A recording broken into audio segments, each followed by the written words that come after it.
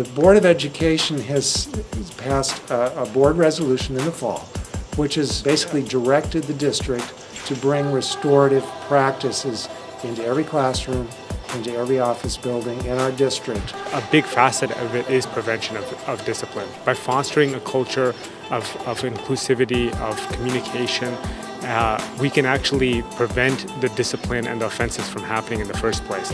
We talk about building relationships, and we do that through a certain style of communication. We do community building circles. There's a talking piece generally, and there's a prompt. So there's a question that's asked of everybody in the circle. So as the talking piece is passed around, each person has an opportunity to answer that question.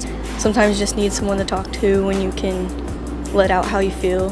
When conflict occurs, restorative practices allows for a repair of those relationships. Because you've built circles and you've learned like, oh, I really like chocolate ice cream just like my buddy does here too. They are less likely to have a conflict with each other because they know they have something in common.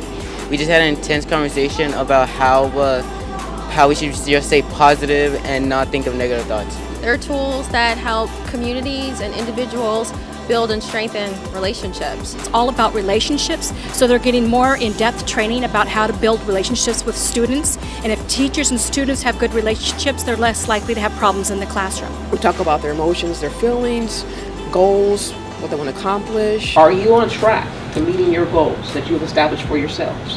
They're mostly about talking about our feelings, like how we can improve ourselves to get us where we want to be in the future. And it's really just expressing yourself, and it's never something that'll turn into an argument. I feel like it brings us closer as a community, just like having some people that you could talk to, tell anything about, because it's confidential too.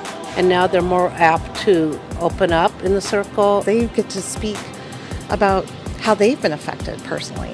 And the young person gets to reflect on that and start to see them as a real human being.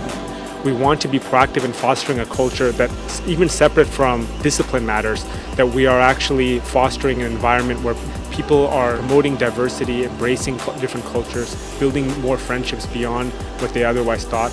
Ways we could try to help people be more positive instead of having negative thoughts and things like that.